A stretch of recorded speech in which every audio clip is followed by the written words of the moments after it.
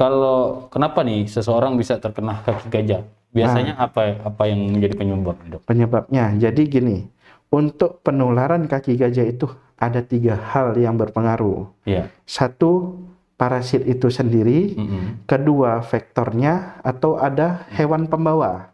Yang ketiga, manusia yang kekebalannya lemah terhadap parasit itu sendiri. Jadi 3 faktor ini memainkan peranan penting dalam penularan kaki gajah. Memang kalau kita lihat secara medis, penularan itu tidak gampang. Mungkin orang digigit sekali, 2 kali dengan nyamuk ini tidak langsung terinfeksi. Bisa ratusan atau ribuan kali, baru dia masuk. Jadi di dalam nyamuk ini kan terdapat terdapat larva kaki gajah. Nah, larva kaki gajah ketika dia kan ada di proboscis atau tusukan nyamuknya. Iya.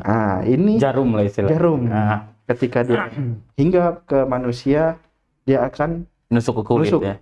Larva tadi akan masuk ke kulit melalui ke darah, melalui luka ini. Nah, larva tadi dia akan berjalan ke saluran limfe atau getah bening. Iya. Nah, ketika di getah bening, larva tadi akan matang lah menjadi cacing dewasa.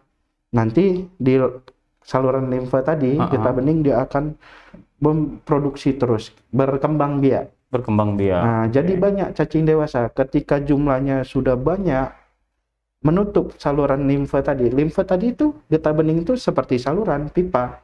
Ada laju cairan getah bening. Ketika cacing tadi menumpuk, nutup saluran, bengkak. Itulah terdapat benjolan dan kaki bisa bengkak.